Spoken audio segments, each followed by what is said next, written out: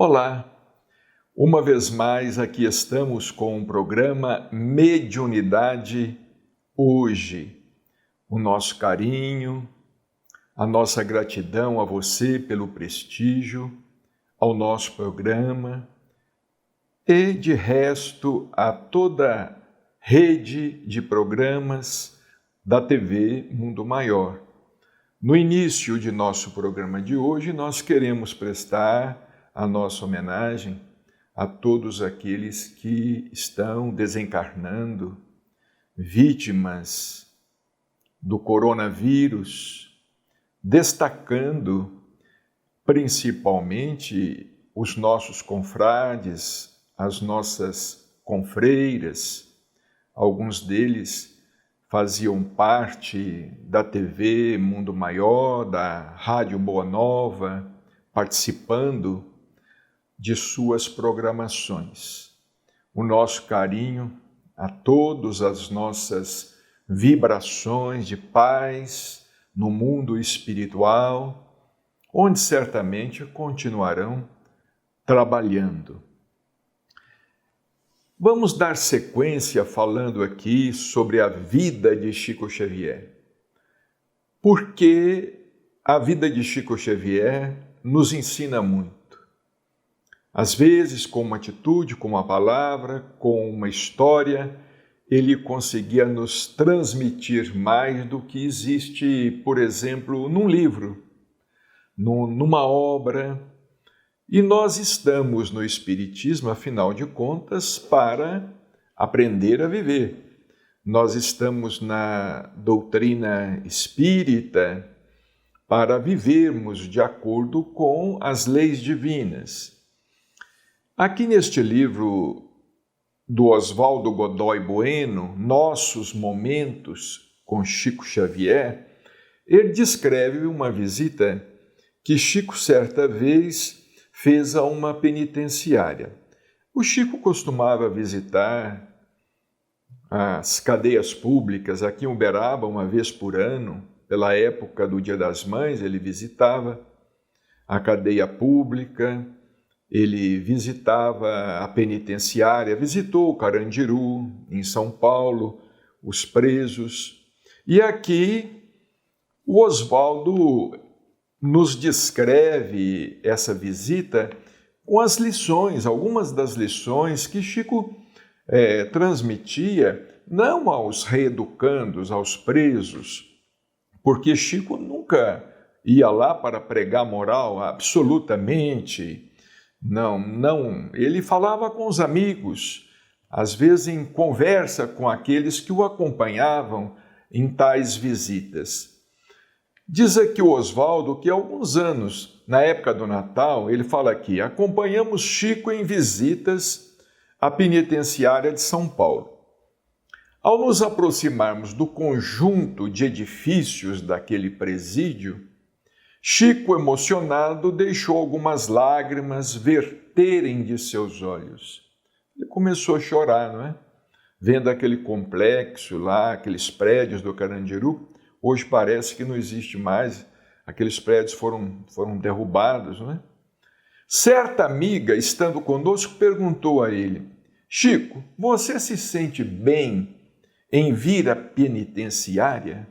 Que é a ideia que a gente faz, normalmente fazemos, é que a cadeia penitenciária está repleta de espíritos obsessores, espíritos trevosos, etc.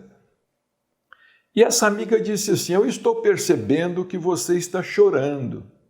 Se você não se sente bem de estar no meio de tantos detentos, podemos poupá-lo desse compromisso. Quer dizer, vamos embora, Chico, você está triste. Aí o Chico respondeu, minha amiga, não estou chorando por este motivo que você está pensando. É que estou vendo na porta da penitenciária os espíritos de muitas mãezinhas que choram por ter seus filhos lá dentro. Esse é o motivo de tanta emoção. Então ele estava chorando por ver os espíritos de tantas mães e certamente de alguns pais, de tantos pais também, e de tantos familiares que choravam por aqueles seus entes queridos que tinham se equivocado, cometido crimes, não é? Entrado para o mundo do crime, numa situação muito difícil para o espírito, perante a lei de causa e efeito, não é? Nessa oportunidade, Chico narra que Oswaldo, um dos detentos perguntou se podia contar uma historinha para nós. Chico, consultado, ficou muito feliz em poder dizer àquele detento que ele podia contar a historinha para nós. Tendo recebido autorização do diretor do presídio, o detento começou, o detento quis contar uma história ali, não é? E ele disse assim, olha, na vida todos nós temos 3 amigos. Uma criatura que havia cometido um crime procurou pelo seu melhor amigo. Este, sabendo do ocorrido, disse, por favor, afaste-se de mim para não me comprometer. Você cometeu um crime e tem que ser julgado. Você tem que pagar pelo crime que cometeu. Em seguida, ele procurou pelo seu segundo melhor amigo e lhe perguntou, mas como? Você matou uma pessoa? O que aconteceu com você? Você sempre foi tão bom? Nunca poderia ter cometido um crime? Você teve o seu momento de fraqueza, mas afinal de contas, você cometeu um crime e vai ter que assumir e pagar por ele. Você vai ser julgado e eu posso até testemunhar que você sempre foi muito bom, mas o crime é seu e quem vai ter que pagar é você. E aí ele procurou pelo seu terceiro melhor amigo, que se condoeu bastante, preocupou-se muito e disse, mas você sempre foi muito ordeiro, disciplinado. Como você cometeu um deslize desses, uma fraqueza como essa, eu irei aos tribunais e falarei por você. E se diante de tudo que possa ser dito, eu nada mais conseguir, pedirei ao juiz que me permita dividir a pena com você. Eu irei com você em toda parte e te defenderei em todos os lugares onde você precisar ir. Daí concluiu o detento essa pequena historinha. Diante da morte, o primeiro melhor amigo a nos deixar e que nada pode fazer por nós é o dinheiro. Esse realmente é o primeiro melhor amigo a nos deixar, né, diante da morte. É o dinheiro. Não adianta. Podemos ter muito, e muito, e muito.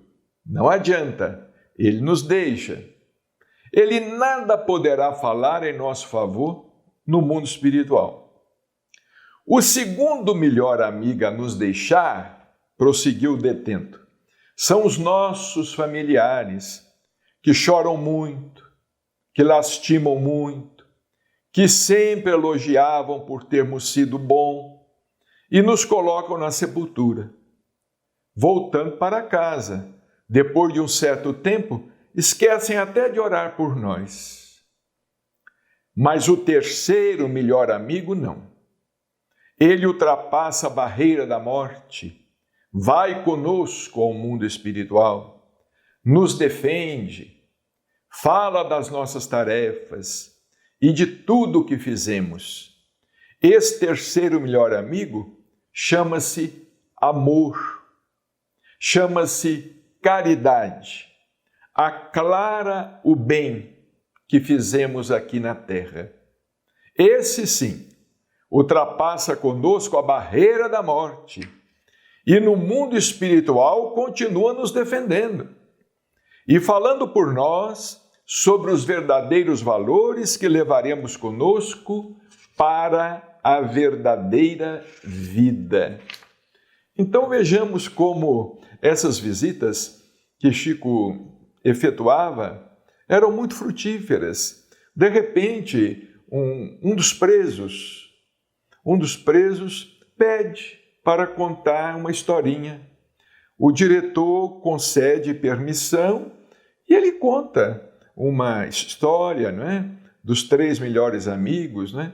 Dizendo que o único amigo que pode nos acompanhar onde estivermos, até mesmo do outro lado da vida, e que nos defende perante a justiça divina, é a caridade, é o bem que fizermos. O bem que nós temos oportunidade de fazer nunca nos abandona. A caridade que fazemos em benefício do próximo, que é uma atitude de amor, nunca nos abandona, nunca nos deixa a sós. Chico deve ter ficado muito admirado, não é? Daquele preso ali, com tanto conhecimento. E isto muitas vezes acontece porque todos nós somos frágeis e às vezes detemos um certo conhecimento ou até muito conhecimento, o que muitas vezes não impede que nós venhamos a cometer determinados deslizes, porque precisamos estar sempre muito vigilantes, muito atentos, porque todos nós podemos cair. Em Uberaba, Chico fazia um trabalho muito famoso, muito conhecido, um trabalho de peregrinação, e ele sempre visitava as mesmas casas. Ele não escolhia as casas assim aleatoriamente, não. Ele sempre visitava as mesmas casas, fosse na peregrinação aos sábados, à noite, ou mesmo na peregrinação de Natal, nas inesquecíveis peregrinações de Natal, ele sempre visitava as mesmas casinhas, as mesmas famílias. Pelo ano de 1970, conta aqui o Oswaldo, ao caminharmos com Chico nessas peregrinações pelas ruas de Uberaba, uma senhora que estava participando perguntou ao Chico: Chico, Uberaba é tão grande, por que visitam sempre as mesmas casas? Ela queria saber outras casas, outras famílias necessitadas, por que visitando sempre as mesmas casas? Outras tantas famílias precisam tanto, ela disse. Você poderia visitar outros lares, levando também a sua ajuda, a sua presença, o seu amor aos corações. Vejamos a observação que essa senhora fez, né? Isso muitas vezes acontece conosco, né? Que temos essa mania de sermos mais realistas que o próprio rei, né? Mas, em todo caso, ela foi uma curiosidade dela. Aí o Chico respondeu, olha o que ele respondeu com a sabedoria dele. Minha filha, o rio corre obedecendo sempre o seu leito, e ele só atinge outras paragens quando provocado pelas grandes enchentes. Na realidade, precisamos nos disciplinar, precisamos sempre percorrer os mesmos lugares. Quando então não precisarem mais de nossa presença, aí sim, nós poderemos mudar de lugar. Importante é no caminho que temos a percorrer, continuarmos fazendo o melhor, levando sempre a palavra de Deus, o nosso amor, a nossa ajuda, porque aqueles que procuram lugares distantes nunca encontrarão lugar algum para servir. Tem gente que procura demais e não acha nada, né? Porque, de fato, nós não precisamos procurar muito onde servir, onde sermos úteis, né? Nós não precisamos estar olhando muito longe, muito distantes. Basta estender a mão, como os Espíritos dizem, né? À nossa volta, né? Tantas pessoas carentes e tantas pessoas necessitadas. E realmente, se a gente às vezes fala assim, não, eu vou não sei aonde para servir, procuro um lugar distante. Quem procura muito é porque às vezes também não está querendo, não é? Escolhendo tarefa, né? Tem pessoas que querem escolher tarefa, querem escolher o trabalho. Chega na casa espírita, por exemplo, numa casa assistencial, quer escolher tarefa. Não, quando a gente chega numa casa espírita, numa casa assistencial, com verdadeira disposição de servir, a gente tem que estar disposto a fazer aquilo que está ao nosso alcance, não é? Aquilo que nos é determinado, nos é designado. Claro que às vezes nós, vamos dizer assim, nós poderíamos ser mais úteis no outro setor, mas nós precisamos dar tempo ao tempo. E primeiro deixar que a nossa boa vontade se demonstre, se revele. Chega a pessoa no centro espírita, por exemplo, certa vez alguém nos visitou lá na casa espírita Bittencourt Sampaio. Quando terminou a reunião, ele veio ao nosso encontro e disse assim, olha, Bacelli, eu também sou orador. Ele nunca tinha ido ao centro, nunca tinha ido ao centro, primeira vez. Terminou, nós tínhamos feito a palestra, ele nos procurou e falou, Bacelli, eu também sou orador. E eu percebo que quando você termina a sua palestra, parece que as pessoas ficam querendo mais. E eu gostaria de, depois de você, falar também para o pessoal. Eu fiquei em silêncio, porque tomei até um choque, né? Eu fiquei em silêncio e pensando assim, mas que coisa, que falta de discernimento. Eu pensei, né? Posso estar até errado, mas que coisa, mas que atrevimento. Esse senhor nunca apareceu aqui, não sei quem é, não sei o que ele vai falar, se ele subir lá para falar, eu não sei o que ele vai falar. Como é que tem coragem? Não é? Se ele chegasse aqui e falasse assim, Bacelli, eu sou espírita, eu sou, não falasse eu sou orador, eu sou um espírita e eu estou procurando lugar para trabalhar, tem alguma tarefa para mim? Tem alguma tarefa aqui no centro? Tem alguma tarefa na qual eu possa me encaixar? Quer dizer, tem alguma vassoura aí que eu possa varrer o chão? Alguma coisa que eu possa colaborar? Carregar algum peso? Né? Mudar alguma coisa de lugar? Ou cuidar do jardim? Fazer uma reparação no prédio? Porque quase todo centro espírita precisa de reparação, né? Um reboco que caiu, um pedaço de reboco caiu, às vezes a parte elétrica que está precisando de uma reparação, às vezes uma pintura. Não, ele chegou e falou assim, eu sou orador e eu queria falar. Eu não tive outra alternativa senão dizer a ele assim, meu amigo, vamos pensar no caso, vamos pensar na sua proposta. Ele foi embora, nunca mais apareceu lá. Não sei quem é, não sei qual é o nome dele, não sei onde mora, não sei o que faz. Como dizia minha tia, eu não sei que apito ele assopra. Eu não sei que apito ele está soprando. Mas eu fiquei pensando assim, gente, mas como é que é isto? Como é que nós somos, né? Quando a gente se apresenta como voluntário, com imposição, não é? Como uma vez também, uma senhora lá nos procurou lá no Bittencourt Sampaio, olha, não vai crítica nenhuma não, hein? Mas ela nos procurou no Bittencourt Sampaio, eu me recordo até hoje, ela disse assim, olha, Bacelli, eu queria trabalhar como médium na casa. Eu queria trabalhar como médium na casa, porque eu sou médium. Eu fiz o curso lá na federação e tenho diploma. Falou desse jeito. Eu queria trabalhar como médium na casa. Eu fiz o curso, não sei quantos anos, e tenho diploma. Eu peguei e falei com ela, olha, mas minha irmã, mas o nosso sistema aqui é diferente. A senhora pode vir até a trabalhar, sem dúvida alguma, como médium na casa. Mas nós temos aqui um sistema diferente e, inicialmente, a senhora precisa de se familiarizar com o grupo. A senhora é novata, está chegando agora, precisa de criar uma certa afinidade com o grupo. A senhora precisa de frequentar durante algum tempo e não disse isso a ela, mas demonstrar a sua perseverança. Demonstrar que a pessoa realmente está querendo aquilo, né?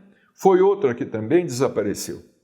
Nunca mais colocou os pés lá no centro espírita. Então o centro espírita está cheio de gente assim, que chega e quer escolher trabalho, quer escolher tarefa. Olha, nós não podemos estar com isso, escolher tarefa. Não é? Nós temos que pegar a tarefa. Eu me recordo até hoje, quando nós começamos frequentando lá a Casa Espírita Bittencourt Sampaio, no dia da reunião, que é sempre terça-feira, eu ia para lá à tarde com uma amiga, Dona Maria, que era esposa do senhor Sinésio Santino de Oliveira. Lá o salão ficava sujo, repleto de poeira, uma terra vermelha, as cadeiras não dava para sentar. Eu ia com ela para lá depois do almoço, 2 horas da tarde, nós íamos lavar o salão, lavar todas as cadeiras, saía aquela água vermelha, lavar o centro inteirinho, para que à noite pudesse ter reunião. Assim que a gente começa, não é? Distribuindo copinho de água magnetizada, de água fluidificada, distribuindo um panfletozinho, dando uma ajeitada lá no banheiro. É assim muitas vezes que a gente começa.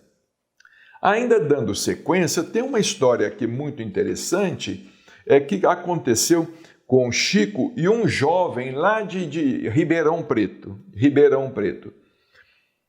Diz o Oswaldo aqui, olha, em Uberaba, pela oportunidade, costumávamos sentar ao lado ou atrás do Chico. De fato, às vezes o Oswaldo, quando vinha de São Paulo, ele ficava ao lado do Chico, às vezes sentava ali atrás da cadeira do Chico, para acompanhar o atendimento e dar também uma assistência ao Chico, e ficava ouvindo ali o aconselhamento que o Chico dava às pessoas, não é? Em busca de orientação. Chegou perto dele um rapaz de Ribeirão Preto que não conseguia falar. Ele olhava para Chico, esforçava-se para falar, mas não conseguia. Quer dizer, a voz dele não saía. Era um rapaz jovem, a voz dele não saía. Aí o Chico lhe disse, fale, meu filho, eu sei qual é o seu problema. Você está pensando em fugir da vida, não é isso? Mas esse caminho não vai solucionar o seu problema, porque ninguém consegue fugir da vida. O suicídio não é a solução para nenhum problema e só irá agravar ainda mais a sua situação. Você é de Ribeirão Preto, não é? Vejamos ali, sem que o rapaz falasse nada, o Chico sabia a intenção que ele estava, sabia de onde ele estava vindo, de Ribeirão Preto. Aí o Chico indicou a ele um centro espírita que ele pudesse frequentar lá em Ribeirão Preto. Um grande abraço, muita paz e até o nosso próximo encontro.